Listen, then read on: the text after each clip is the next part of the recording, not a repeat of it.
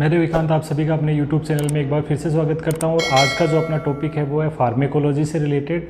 और आज का अपना टॉपिक है डायूरेटिक्स। तो डायूरेटिक्स क्या होते हैं, क्या क्या इनके यूज़ होते हैं, क्या क्या क्लासिफिकेशन होता है, कौन कौन सी मेडिसिन डायूरेटिक्स में आती है, किस तरीके से ये जो अपना किडनी के कौन से पार्ट पे या फिर हम अपन लोग कह सकते हैं नेफ्रॉन के कौन से पार्ट पे ये वर्क करते हैं, इन सभी को हम एग्जांपल सहित आज डिटेल से समझेंगे और ट्रिक के थ्रू समझेंगे ताकि हम लोगों को ये याद करने में आसानी रहे। तो चलिए आज का लेक्चर शुरू करते हैं।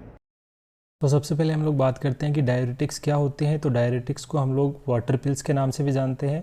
और डायूरेटिक्स ऐसी मेडिसिन होती है जो कि यूरिन का आउटपुट बढ़ा देती है। अब ये बढ़ाने का दो मैकेनिज्म होता है कि जो अपने किडनी के अंदर जो बेसिक फंक्शनल यूनिट होती है नेफ्रॉन के अंदर या तो ग्लोमेरुलर फिल्ट्रेशन रेट GFR को बढ़ा देती है। नॉर्मल GFR जो है 125 ml पर मिनट होती है, यानी इतना यूरिन पर मिनट बनता है। उसमें से 99% जो है वापस रीअब्जॉर्ब हो जाता है। तो जो 1% बचता है वो यूरिन के रूप में आउटपुट होता है। तो दो मैकेनिज्म के रूप में काम करते हैं डायूरेटिक्स, या तो GFR को बढ़ा देती है ताकि यूरिन आउटपुट बढ़ जाए, या फिर क्या करते हैं कि नेफ्रॉन के अंदर जो 99% रीअब्जॉर्ब हो रहा है उसके अमाउंट को कम कर देती है। और रीअब्जॉर्प्शन कम होगा तो यूरिन का आउटपुट बढ़ जाता है। वाटर का रीअब्जॉर्प्शन नेफ्रॉन के अंदर अगर 1% भी कम हो जाता है, यूरिन का आउटपुट जो है डबल हो जाता है। अब बात करते हैं कि कैसे ये काम करते हैं डायूरेटिक्स। तो डायूरेटिक्स जो है एक्सेसिव फ्लूइड बॉडी में अगर फ्लूइड रिटेंशन हो रहा है उसको बाहर निकालने में मदद करते हैं। बॉडी के मेटाबॉलिक वेस्ट जो होते हैं जैसे ब्लड यूरिया नाइट्रोजन है, क्रिएटिनिन है, यूरिक एसिड है, इनको रिमूव करने में हेल्प करते हैं। बॉडी में अगर एडिमा हो जाता है तो उसको रिलीव करने में हेल्प करते हैं। और हाई ब्लड प्रेशर को भी रिलीव करने में हेल्प करते हैं। अब बात करते हैं डायूरेटिक्स के क्या क्या यूजेज होते हैं। तो जैसा कि हम लोग देख रहे हैं, एडिमा को रिलीव करते हैं, हाइपरटेंशन यानी हाई बीपी को कम करने में हेल्प करते हैं, लीवर सिरोसिस के केस में जो है फ्लूइड रिटेंशन होता है उसको रिलीव करने में हेल्प करते हैं। डायबिटीज़ इंसिपिडस एक डिजीज़ होती है जिसमें यूरिन का आउटपुट काफ़ी बढ़ जाता है, बार बार यूरिनेशन होता है पर्सन को, तो इसमें भी हेल्प करती है। और जो ये डायूरेटिक्स वो होती है जो एक्सेसिव फ्लूइड यानी फ्लूइड रिटेंशन होता है उसको रिमूव करने में हेल्प करती है। प्लूरल इफ्यूजन, पल्मोनरी एडिमा या एसाइटिस, इन तीनों ही केसेस में फ्लूइड रिटेंशन होता है तो इनको रिमूव करने में हेल्प करती है। और बॉडी के जितने भी मेटाबॉलिक वेस्ट होते हैं, BU1, क्रिएटिनिन, यूरिक एसिड, जो कि यूरिन आउटपुट कम होने की वजह से जैसे किडनी फेलियर के केसेस के अंदर जो होते हैं ये वहाँ पर रिटेंशन होने लग जाते हैं, तो इनको भी वाटर के साथ में रिमूव करने में हेल्प करती है। साथ साथ में जो है इंट्राक्रेनियल प्रेशर या इंट्राओक्यूलर प्रेशर जो है बढ़ जाता है, उस केस में भी ये इनको भी रिलीव करने में हेल्प करती है। जैसे अपनी बॉडी का नॉर्मल इंट्राक्रेनियल प्रेशर जो होता है 7 से 15 mm ऑफ Hg होता है, अगर ये बढ़ जाता है तो उस केस में जो है डायूरेटिक्स प्रेस्क्राइब की जा सकती है। ऐसे ही IOP जो होता है, नॉर्मल IOP 10 से 21 mm ऑफ Hg होता है, जो कि ग्लूकोमा एक डिजीज़ होती है, उस केस में बढ़ जाते हैं तो उसको भी रिलीव करने में ये डायूरेटिक्स जो है हेल्प करती है। लेकिन ग्लूकोमा की जो ड्रग ऑफ चॉइस होती है वो बीटा ब्लॉकर्स होती है, ना कि डायूरेटिक्स। डायूरेटिक का एक एग्जांपल है एसिटाजोलामाइड, जो कि ग्लूकोमा के ट्रीटमेंट में हेल्प करता है। बट ग्लूकोमा की जो ड्रग ऑफ चॉइस है बीटा ब्लॉकर्स होती है, जैसे टिमोप्टिक या टिमोलोल। अब हम लोग डायूरेटिक्स के टाइप्स को देखेंगे। उससे पहले हम लोग जो है नेफ्रॉन यानी किडनी का जो बेसिक फंक्शनल स्ट्रक्चर होता है उसकी स्ट्रक्चर को एक बार देख लेते हैं। तो ये जो है डायग्राम में आप लोग देख रहे हैं नेफ्रॉन होता है। तो नेफ्रॉन का जो स्टार्टिंग पार्ट होता है ग्लोमेरुलस होता है, ग्लोमेरुलस में फिल्ट्रेशन होता है। देन उसके बाद में जो है PCT यानी प्रोक्सिमल कन्वोलेटेड ट्यूब्यूल्स होती है। देन नीचे की तरफ में U शेप के अंदर जो है लूप ऑफ हेनले होता है, जिसमें डिसेंडिंग और असेंडिंग लिम्ब होती है लूप ऑफ हेनले की।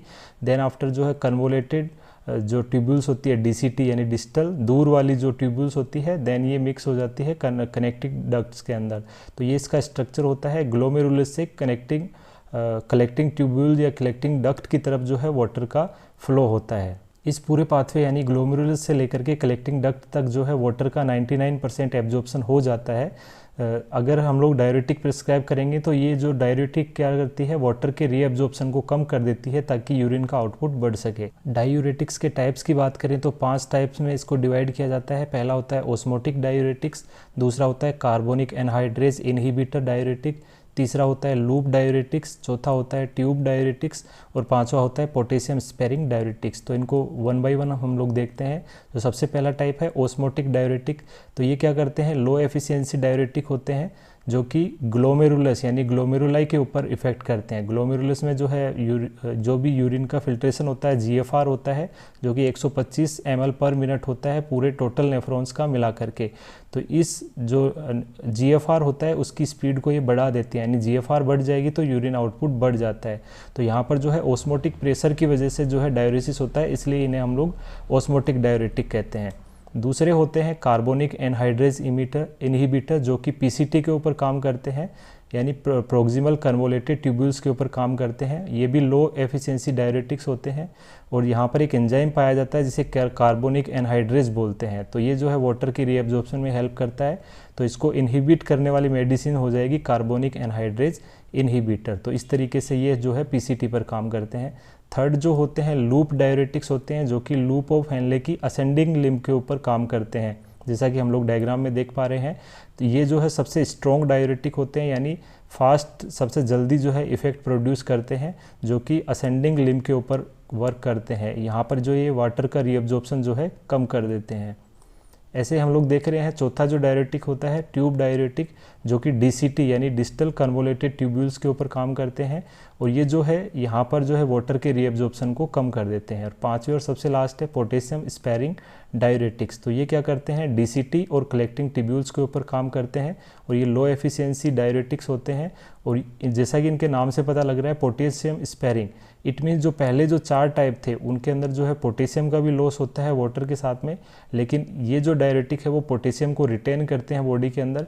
इट मीन्स जब भी बॉडी के अंदर पोटेशियम से रिलेटेड कॉम्प्लिकेशन नहीं देखने को मिलते हैं, उस टाइम पे जो है पोटेशियम स्पेरिंग डायरेटिक्स जो है प्रिस्क्राइब की जाती है। अब हम लोग बात करते हैं डायरेटिक्स के क्लासिफिकेशन की। तो डायरेटिक्स को जो है 3 कैटेगरी में डिवाइड किया जाता है, strong diuretic, moderate efficiency diuretic और लो एफिशिएंसी डायरेटिक। स्ट्रॉन्ग जो है सबसे फास्ट एक्टिंग होते हैं, मॉडरेट कम होते हैं, लो एफिशिएंसी वाले थोड़ा कम होते हैं। तो जो स्ट्रॉन्ग डायरेटिक है वो होते हैं लूप डायरेटिक, जो कि लूप ऑफ हेनले पे काम करते हैं। मॉडरेट जो होते हैं वो ट्यूब डायरेटिक्स होते हैं, जो कि DCT पर काम करते हैं।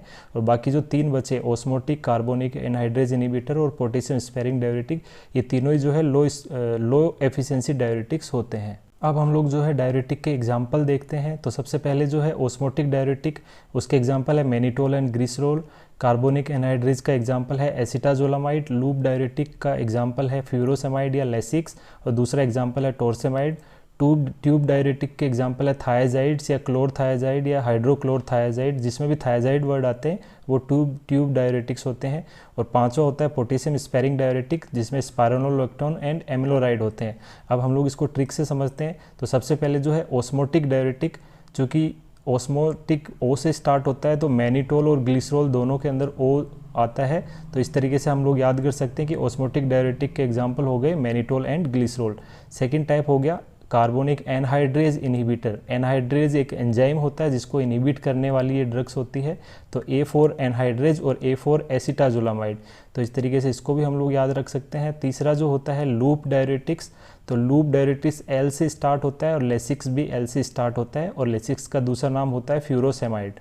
और चौथा होता है ट्यूब डायरेटिक, तो T4 ट्यूब डायरेटिक और T4 थायाजाइड। तो इस तरीके से हम लोग याद रख सकते हैं। T से थायाजाइड जो है ट्यूब डायरेटिक्स होते हैं। और पांचवा जो होता है पोटेशियम स्पेरिंग, स्पेरिंग मतलब रखने वाले, यानी पोटेशियम को रखने वाले। तो S से स्पेरिंग हो जाएगा और S से स्पाइरोनोलैक्टोन। तो इस तरीके से हम जो है इनको पांचों को जो है एक साथ याद रख सकते हैं इजी ट्रिकी मेथड से। अब बात करते हैं साइड इफ़ेक्ट्स की। तो चूंकि ये जो ड्रग्स होती है, मेडिसिन होती है, वो वाटर के रीअब्जॉर्प्शन को कम कर देती है, जिसकी वजह से यूरिन का आउटपुट बढ़ जाता है। तो इस वजह से जो है पर्सन में ब्लड प्रेशर जो है लो होने के चांसेस रहते हैं, हाइपोटेंशन हो सकता है।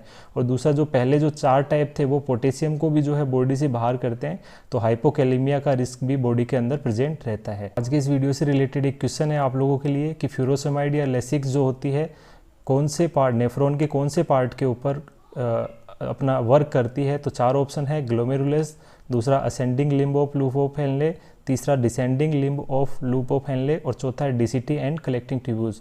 तो आप लोग कमेंट बॉक्स के अंदर इसका आंसर जरूर दें कि किस पार्ट के ऊपर ये अपना वर्क करती है। तो आज का लेक्चर कुछ भी इन्फॉर्मेटिव लगा हो तो वीडियो को लाइक और शेयर जरूर कर देना। चैनल को सब्सक्राइब नहीं किया तो सब्सक्राइब कर देना। Thank you very much.